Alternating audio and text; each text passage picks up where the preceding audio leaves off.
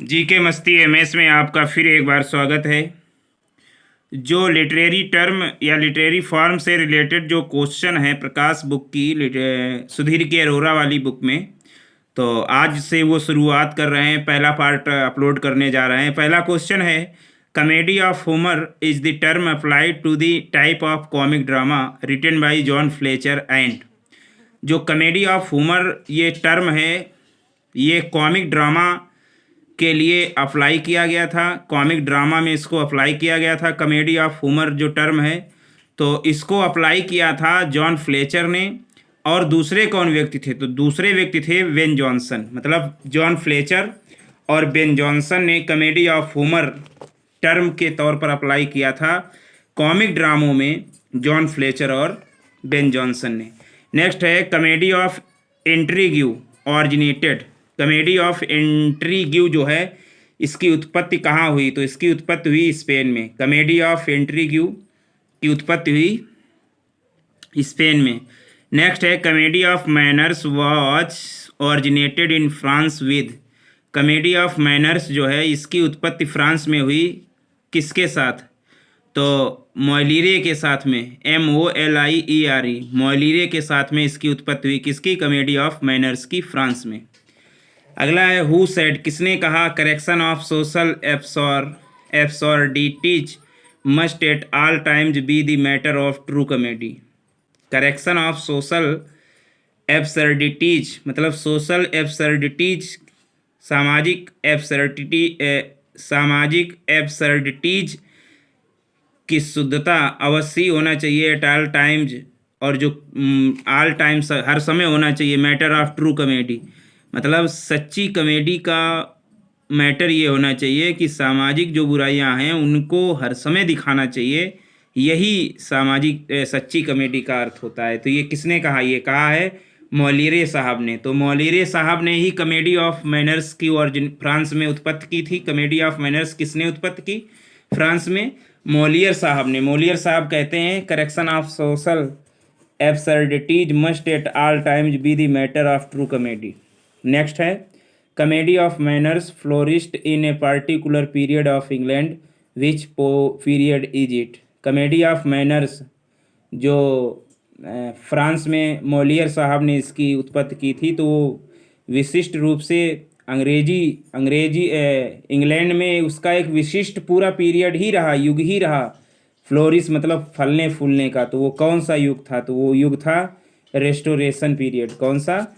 Restoration period में जो comedy of manners है, तो ये इंग्लैंड में रेस्टोरेशन पीरियड के दौरान खूब फला फूला। Next question, Congreve and Etherege are the writer of. Congreve and Etherege जो हैं लेखक हैं किसके?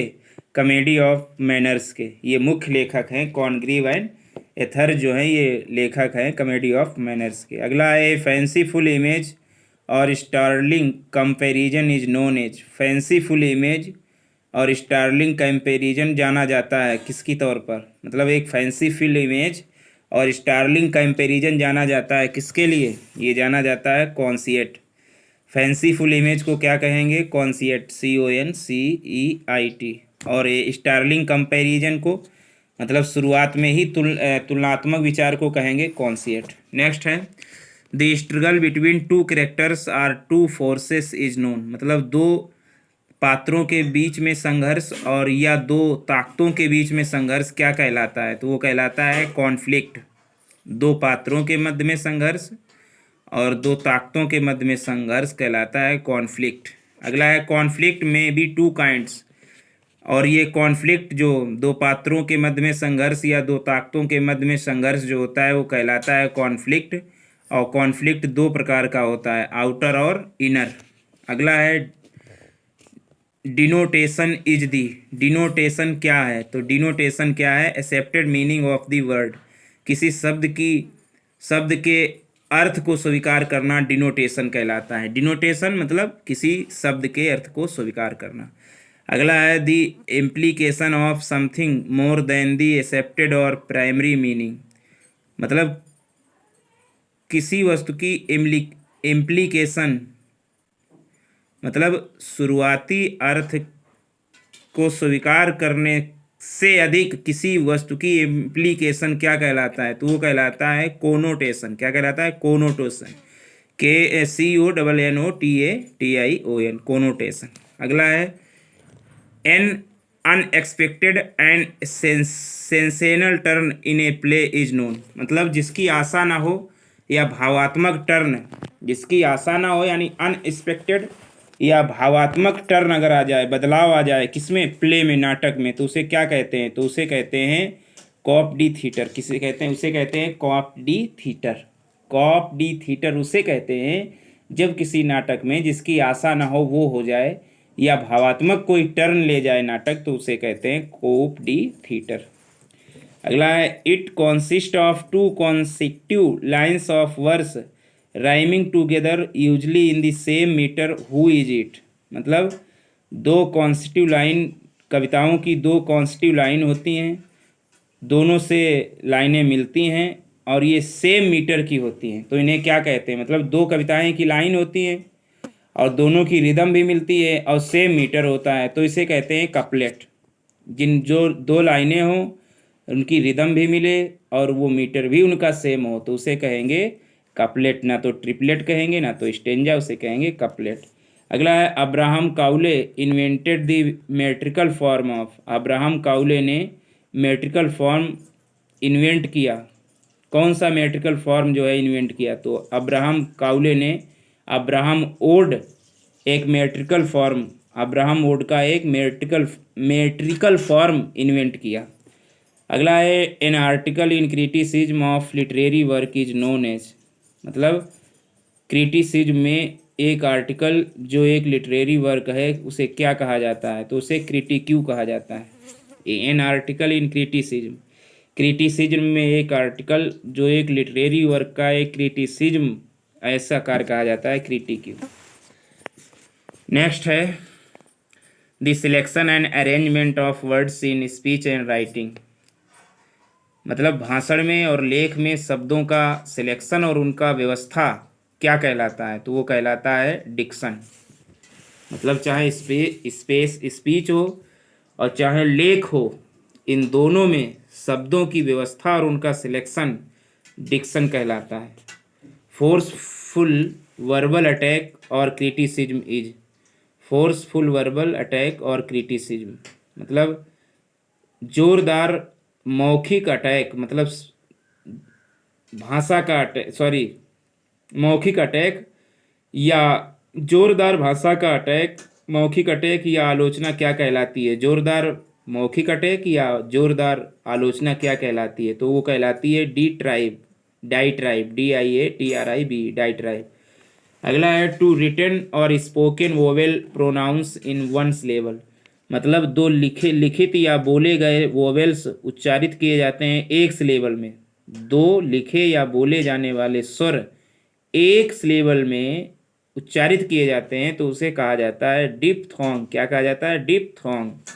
अगला है a song or hymn of mourning composed or performed as a memorial to a dead person. मतलब एक गीत या एक संगीत मॉर्निंग कंपोज, सुबह रचा जाता है। किस लिए रचा जाता है? मरे ही व्यक्ति की याद के तौर पर रचा जाता है एक सॉन्ग या एक गीत, तो उसे कहते हैं डर्ज, DIRG, डर्ज कहते हैं। A song or hymn of mourning composed or performed as a memorial to a dead person. अगला है comic verse of irregular major.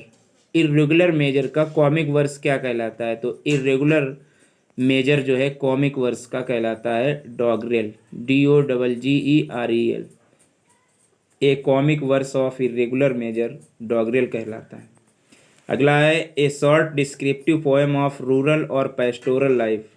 मतलब रूरल और पेस्टोरल लाइफ की एक शॉर्ट डिस्क्रिप्टिव पोएम क्या कहलाती है? मतलब गांव की और एक पेस्टोरल दैनिक जीवन की, गांव की और एक दिनहीन जीवन की डिस्क्रिप्टिव, एक छोटी डिस्क्रिप्टिव पोएम कहलाती है eclogue. A short descriptive poem of rural और pastoral life is called eclogue, ECLOGUE।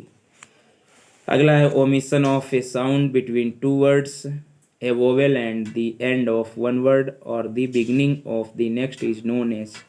मतलब आवाज़ का ओमिशन दो शब्दों के मध्य में आवाज़ का ओमिशन मुख्य रूप से एक सुर और दूसरे शब्द के सुर में शुरुआत में, मतलब usually a vowel and the end of one word, एक शब्द की समाप्ति और दूसरे एक सुर जो है एक शब्द की समाप्ति पर और दूसरा वही सुर जो एक पहले शब्द में समाप्ति पर आए और दूसरा शब्द जब स्टार्ट हो तो वही समाप्ति वाला सुर दूसरे शब्द के पहले ही आ जाए, बिगिनिंग में आ जाए, तो वो कहा जाता है, ऐसे ओमिशन को इल्सन कहा जाता है, ELISION।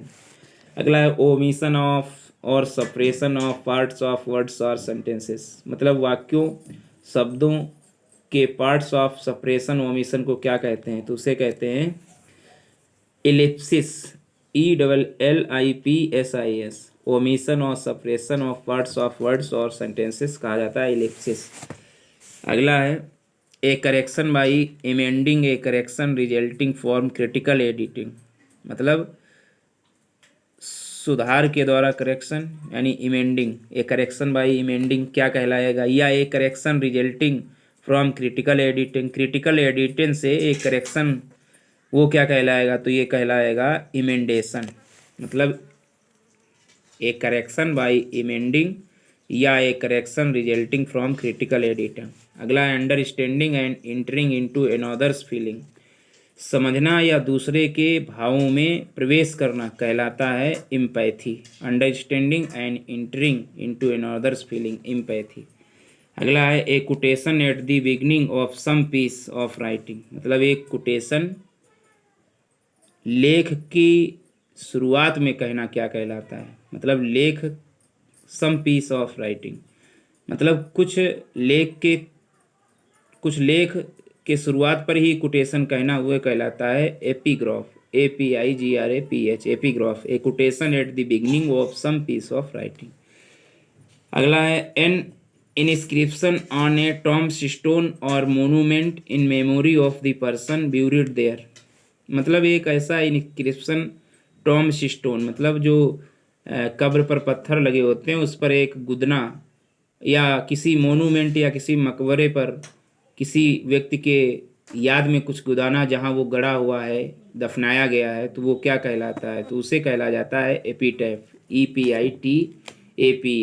N inscription on a टॉम्बस्टोन, कब्र के पत्थर पर कुछ गुदाना या मकबरे पर कुछ लिखवाना मरे हुए व्यक्ति की याद में, उसे कहता है एपिटैफ।